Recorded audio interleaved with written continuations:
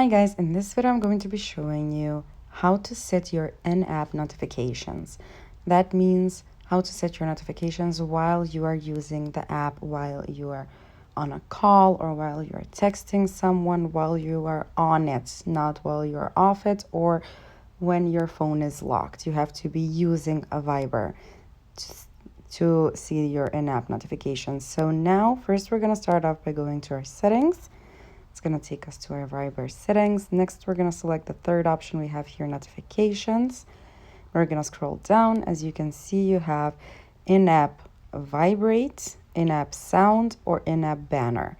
So you can turn them on and off as you like. For example, if you're using the app, you don't want to hear the sound that you got a notification, and you don't want your phone to make a vibrating noise.